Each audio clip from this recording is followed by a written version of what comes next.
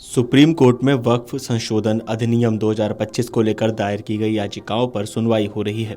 Chief justice Sanjeev Khanna, justice Sanjay Kumar और justice केवी विश्वनाथन की पीठ ने केंद्र की ओर से पेश सॉलिसिटर जनरल तुषार मेहता ने कहा कि सरकार लोगों के प्रति जवाबदेह है। सरकार को लाखों लाखों प्रतिनिधि मिले, गांव-गांव वक्फ में शामिल किए गए।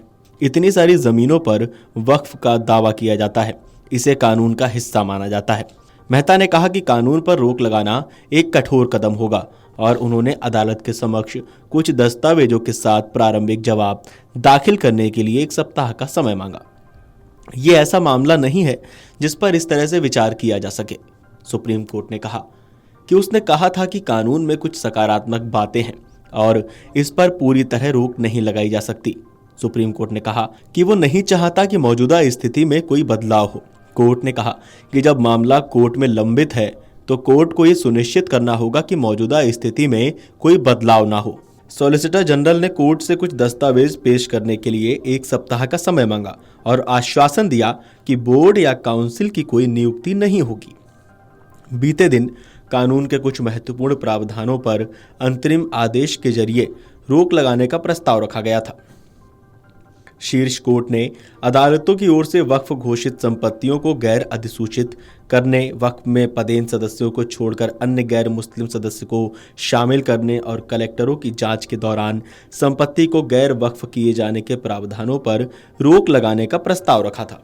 अधिनियम के खिलाफ याचिकाओं पर सुनवाई करते हुए सुप्रीम कोर्ट ने केंद्र सरकार से जवाब मांगा था। हालांकि कानून के लागू होने पर तत्काल रोक नहीं लगाई गई थी। शीर्ष कोर्ट ने इस मुद्दे पर हो रही हिंसा पर चिंता जताई थी। वहीं केंद्र सरकार ने प्रावधानों पर रोक के प्रस्ताव का विरोध करते हुए कहा था कि शीर्ष कोर्ट को कोई भी निर्देश जारी करने से पहले मामले में सुनवाई करनी चाहिए। इससे पहले बीते दिन chief justice Sanjeev Khanna, justice Sanjay Kumar और जस्टिस केवी विश्वनाथन की पीठ ने कहा था कि हमारा अंतरिम आदेश हिस्सेदारी को संतुलित करेगा। पहला, हम आदेश में कहेंगे कि न्यायालय की ओर से वक्फ घोषित की गई किसी भी संपत्ति को गैर अधिसूचित नहीं किया जाएगा, यानी उसे गैर वक्फ नहीं माना जाएगा, फिर चाहे वो संपत्ति उपयोगकर्ता की ओर से वक्फ की गई हो या विलेख के जरिए। दूसरा, कलेक्टर किसी संपत्ति से संबंधित अपनी जांच की कार्यवाही जारी रख सकता है, पर कानून का ये प्रावधान प्रभावी नहीं होगा कि कार्यवाही के दौरान संपत्ति गैर वक्फ मानी जाए। तीसरा, बोर्ड व परिषद में पदेन सदस्य नियुक्त किए जा सकते हैं, लेकिन अन्य सभी सदस्य मुस्लिम होने चाहिए।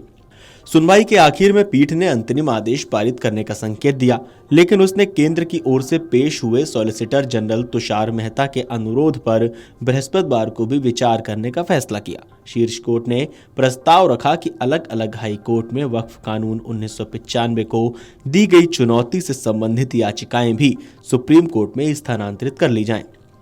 सुनवाई के अंत में सुप्रीम कोर्ट ने पश्चिम बंगाल के मुर्शिदाबाद में चल रही हिंसा पर भी चिंता व्यक्त की और कहा, एक बात बहुत परेशान करने वाली है कि हिंसा हो रही है। अगर मामला कोर्ट में लंबित है तो ऐसा नहीं होना चाहिए। याचिकाकर्ताओं की ओर से पेश कपिल सिब्बल, राजीव धवन, अभिषेक मनु सिंह भी सहित कई वरिष्ठ वकीलों ने भी कहा, हिंसा नहीं होनी चाहिए। बीते दिन केंद्र सरकार से पूछे गए थे कड़े सवाल, जिसमें सीजेआई खन्ना ने कहा था कि क्या 2025 का कानून उपयोग में आने से पहले उपयोगकर्ता की ओर से वक्फ की गई सभी संपत्तियां अब वक्फ के रूप में अस्तित्व में नहीं रह गई हैं। इस पर जवाब मिला था कि संपत्तियां रजिस्टर हैं तो वक्फ ही रहेंगी। सीजेआई ने कहा था कि अंग्रेजों के आने से पहले देश में संपत्ति रजिस्ट्रेशन की सुविधा नहीं थी। अधिकांश मस्जिदें 14वीं और 15वीं सदी की हैं। उदाहरण के लिए दिल्ली की जामा मस्जिद, वे रजिस्ट्रेशन सर्टिफिकेट कहां से लाएंगे? इस पर मेहता ने कहा था कि उन्हें अब तक रजिस्ट्रेशन कराने से किसने रोका है। जस्टिस विश्वनाथन ने कहा था कि अगर सरकार ने धारा 3C लागू कर उस संपत्ति को सरकारी घोषित कर दिया तो क्या होगा। खैर, इस पूरे विवाद पर, वक्फ पर, मुर्शिदाबाद हिंसा पर आपको क्या कहना है, आपको क्या लगता है, हमें कमेंट करके बताइए और देखते रहिए अमर उजाला। अगर आप ये वीडियो YouTube पर देख रहे हैं तो हमारे चैनल को सब्सक्राइब कर बेल आइकन दबाएं और Facebook पर देख रहे हैं तो हमारे पेज को लाइक करें। 8 मिलियन प्लस सब्सक्राइबर, आपके इस भरोसे के लिए बहुत धन्यवाद।